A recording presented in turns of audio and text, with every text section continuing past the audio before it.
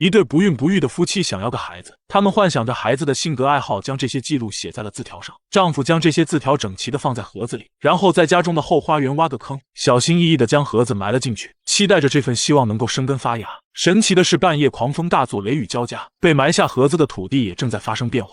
吉姆被刺耳的雷声吵醒，并感觉楼下似乎有什么声音。他下楼查看了一番，却并未发现异常。而此时的暴雨也戛然而止。他上楼亲吻了妻子后，正准备睡觉，不曾想妻子却出现在了厕所。一道黑影从两人身前闪过，吉姆发现被窝里全是泥土，两人有些惊慌地打开屋灯，迅速下楼四处寻找，但始终没能发现这道黑影。辛蒂在地上发现了沾满泥土的照片。就在此时，楼上储藏室内发出了音乐的声音，他们在储藏室内发现了一个男孩，男孩满身的泥土，正在寻找玩具。夫妻俩不可思议地慢慢走到男孩身旁。Hi. I'm Timothy. 看着男孩满身的泥土，辛蒂准备给他洗个澡，然而蒂莫西并没有拒绝。看着男孩的状态，吉姆有些慌乱，他以为谁家的孩子离家出走，于是便急忙打电话报警，想让警察来处理这个孩子。吉姆随手拉开窗帘，却让他惊掉了下巴。辛蒂正为蒂莫西擦拭身体，却意外发现他身上长了东西。慌张的吉姆想要让辛蒂去楼下看看，辛蒂却拉着他来到了浴室。Wow, look who cleaned up good.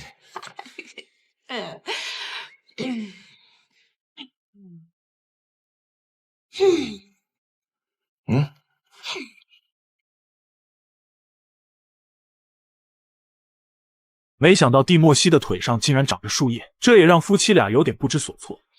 Please don't ask about my leaves. Okay. No.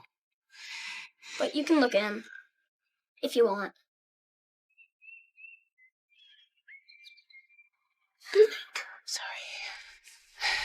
辛蒂看过之后，心中充满了诸多问号。吉姆则建议辛蒂去后花园看看。他走到后花园，发现了一个大坑，装有希望的盒子早已不见踪迹。他们这才明白，蒂莫西似乎是从土里长出来的。吉姆谎称家里可能来了浣熊，将赶来的警察打发走了，再把后花园的坑填上，然后慌慌张张地回了屋子。辛蒂给蒂莫西找了一套衣服，还为他准备了新鲜的食物。夫妻俩有些紧张的自我介绍 ：“This is Jim. I'm Cindy.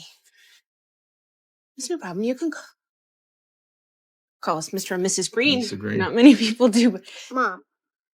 Really? Dad. 没想到这个小家伙竟然叫他们爸爸妈妈，多年来的愿望突然实现，夫妻俩都瞬间愣在了原地。他们回到房间进行讨论，但很快就有了答案。他们认为蒂莫西是上天赐给他们的孩子。当他们再次来到厨房，发现蒂莫西已经昏昏睡去，吉姆小心翼翼地将他抱进了房间。看着蒂莫西睡得如此香甜，夫妻俩仿佛突然之间一切都改变了。他们并不在乎蒂莫西来自哪里，而蒂莫西也就是他们的孩子。第二天门铃响起，看着夫妻俩睡得正香，蒂莫西便独自前去开门。Hi. hello there. I got here last night. I came from the garden. Oh, that's unusual. 见状，辛蒂急忙挡在了姐姐的前面，她害怕被姐姐发现蒂莫西的不寻常，于是急忙给她穿上了自己的长袜，还嘱咐着蒂莫西今天要见很多的陌生人，因为今天家里要举行周末派对。吉姆有些惊慌地向家人宣布，自己和辛蒂一直想要个孩子，而这个孩子就是眼前的蒂莫西。相比夫妻俩的紧张情绪，蒂莫西却表现得比较活泼，他与素未谋面的爷爷打着招呼。Hi, Grandpa. Call me Big Jim. 还与辛蒂的养父养母开着玩笑。Hello, young man. Hello, old boy. Did you know I invented the peanut butter and jelly sandwich? Did you know I'm a big fan of your work? 似乎他对这个家并不陌生，应对起来也是得心应手。一家亲戚朋友开心地玩耍着，突然远处来了一位高冷的自行车小美女，这也深深地吸引了蒂莫西的注意。第二天一早，夫妻俩带着蒂莫西找到了植物专家雷吉。雷吉惊讶地发现树叶长得居然如此完美，他想要尝试着处理掉蒂莫西腿上的树叶。雷吉想用剪刀剪掉他脚上的树叶，可以剪不下去，剪刀瞬间四分五裂，树叶却毫发无损。蒂莫西一脸幸灾乐祸的样子，这让身为植物学家的雷吉满脸疑惑。第二天，夫妻俩将蒂莫西送到了学校，可才上学的第一天就遭到了欺负。高年级的同学将蛋糕涂在了蒂莫西的脸上，没想到乔尼也出现在了蒂莫西的面前，他像发现了新大陆一般，乔尼在他脑袋上点缀了一颗樱桃，蒂莫西却看起来很是享受。夫妻俩接到老师的电话，来到了学校。身为父亲的吉姆决定为蒂莫西撑腰，他让蒂莫西务必说出男孩的名字。没想到欺负蒂莫西的男孩竟是他老板的孩子。他只能硬着头皮为儿子讨回公道。没想到老板不但不认错，还认为吉姆在老师面前打了小报告。老板的孩子更是认为蒂莫西没有反抗，对他来说一点都不好玩。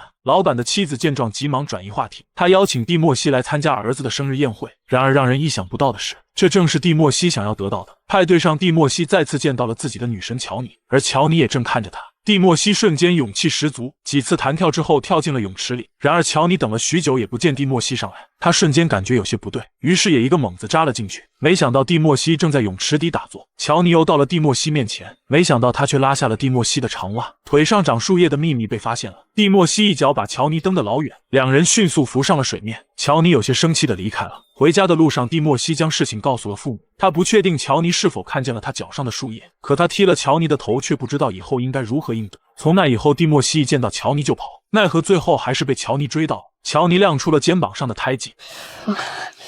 No, just look. Why? You'll see. You're not the only one with a secret.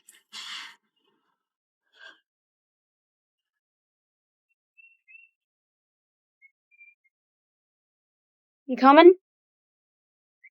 Okay. 就这样，他们成为了一对好朋友。他们一起掏鸟窝，一起骑着自行车，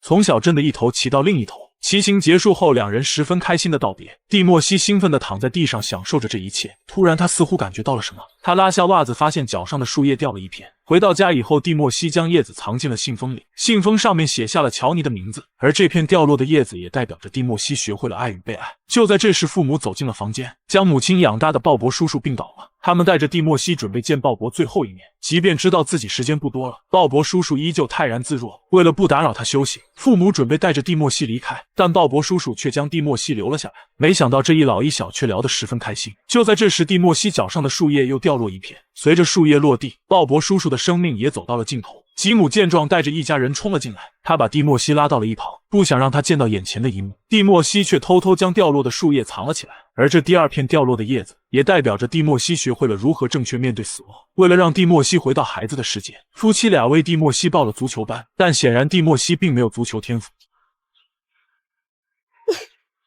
Oh my gosh! 为了让教练知道蒂莫西不是在溺爱中长大的孩子，吉姆会时常陪着儿子练球，但这效果还不如乔尼来的有效。随着夫妻两人渐渐地习惯了蒂莫西的存在，吉姆工作的铅笔工厂也面临着倒闭。看着一筹莫展的父亲，辛蒂和蒂莫西一同端着餐盘来到了他面前，一家人开心地吃着晚饭，聊着天。蒂莫西建议吉姆为什么不用树叶制造一种新型铅笔。看着儿子充满自信的样子，夫妻俩深受感染，随即两人开始行动。经过了几天的设计与研究，终于一种新型的铅笔雏形就做了出来。而蒂莫西最近和乔尼走得很近，两人神出鬼没，似乎在研究着什么。这天，辛蒂带着蒂莫西来到他工作的地方，老板花重金请人画了一幅自画像，所有人都对画像称赞不已，但唯独蒂莫西觉得画像似乎少了点什么。他说可以免费为老板画一幅素描，没想到老板居然真的同意了他的建议。男孩轻轻地摘掉了女人的眼镜，取出发簪，轻轻地整理了女人的头发，随后非常认真地绘画着。原来女老板有一撮小小的山羊胡，画家们在作画的时候都将它舍弃了，蒂莫西却将这撮山羊胡保留了下来。绘画完成后，他又有一片叶子脱落了，辛蒂急忙让他将画中的胡子擦掉，老板却一把将素描抢了过去，这才正是老板想要的真实的自己。而这第三片掉落的叶子，则代表着一定要以诚待人。老板一高兴让辛蒂说说他的缺点，没想到辛蒂的嘴如同吃了泻药，一发不可收拾，结果就是他成功的让老板开除了。另一边的吉姆则把新研制的铅笔雏形交给了老板，其他的事情就听天由命吧。周末，一家人参加了足球训练，一旁的姐姐却一直在炫耀自己的儿子。辛蒂十分看不惯姐姐的这种行为，于是脱口而出蒂莫西是一个音乐天才。姐姐听后居然在家族举办了一场音乐会，并在蒂莫西不知情的情况下让他上台演出。辛蒂见状想要找个借口离开，没想到蒂莫西却毫不惧场开始表演。他没有选择那些高大上的乐器，而是选择了一个颇为简单的木棒和竹筒。父母见状也急忙上台配合，一家人表演了一场比较尴尬的摇滚舞蹈。虽然在场的家人一脸懵逼，可蒂莫西的一家却十分开心。回家以后，他腿上的叶子再次掉落，学会正确看待他人对你的嘲笑，并乐观积极地面对它。也许这就是第四片叶子的意义。在足球场上，蒂莫西一直是人嘲笑的对象，因为他是一名替补球员，平日里只为球员送水打杂，终于一名队员意外受伤，蒂莫西这才有了上场发挥的机会，但是教练却只是让他站在原地。吉姆鼓励着儿子赶紧动起来。这时乔尼也出现在了赛场边缘，蒂莫西静静地看着乔尼。此时阳光越发充裕，蒂莫西伸开双臂开始吸收能量。乔尼举起牌子，上面写着我支持0号。蒂莫西感觉自己受到了鼓励，于是开始动了起来。他毫无顾忌地驰骋在球场之上，一路运球过人，竟然无人可挡。辛蒂向姐姐吹嘘着蒂莫西，试图要打脸总是炫耀自己儿子的姐姐。吉姆也激动地向从未支持过他的父亲诉说着自己是多么希望得到支持的童年。蒂莫西精准传球，队友将球回传给他，最后蒂莫西临门一脚。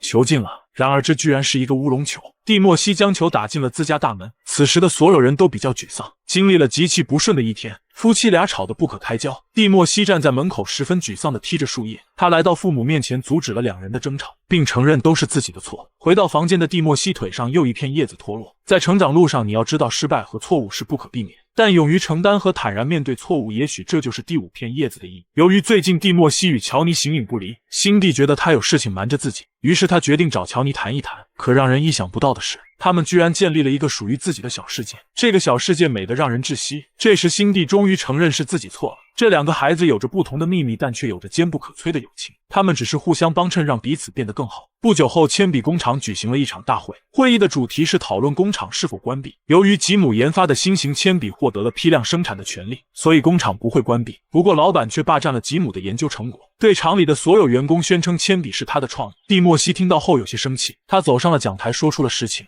He didn't. He didn't have it in him. The new pencil was thought of by my parents, Jim and Cindy Green. 为了证明自己说的是实情，蒂莫西展示了他腿上的树叶，可他一只腿上的树叶已经掉光，另一只腿上也仅剩一片枯黄的叶子。Now that's amazing. I used to have more. 责任和担当是成长中必须要学会的。蒂莫西回家以后，终于说出了叶子的真相。当他腿上的树叶掉完的时候，也就是蒂莫西要离开的时候，说完最后一片叶子掉落。Now. No. Sweetie, you can't. It's nothing you did. It's how it's supposed to be. There's only so much time. Oh, When the kids grow up and move away, I lose my leaves and move on. sweetie, you can't. There is so much that we have left to We're do. just starting to get good at this. You're ready. You were always ready. Oh, babe. 屋外狂风大作，电闪雷鸣，屋内的电灯瞬间熄灭，蒂莫西也从此消失不见了。夫妻俩扒开了后花园早已掩埋的泥坑，找到了他们埋在土里的木盒子，而木盒子里面却多了几片树叶。蒂莫西要将树叶送给他生命中最重要的几个人，一片送给了自己的姨妈，代表着梦想与真我；一片送给了鲍勃叔叔，代表着对生命的感悟；一片送给了辛蒂的老板，代表着要以诚待人；一片送给了足球教练，代表着要坦然面对错误；一片送给了植物专家雷吉，代表着善良与勇敢；一片送给了爷爷，代表着肯定与陪伴；一片送给了吉姆和辛蒂，代表着感恩；最后2片送给了乔尼，代表着爱与被爱。影片的最后，辛蒂和吉姆来到了一家收养中心，将蒂莫西的事情讲述给工作人员听。就像蒂莫西所说的，他们是一对合格的父母，他们有能力收养一个孩子。最终，吉姆和辛蒂获得了领养权，一个漂亮可爱的女孩来到了这个家庭，一段全新的故事也即将展开。好了，今天的故事到此就结束了。我是北做电影，喜欢的留个关注。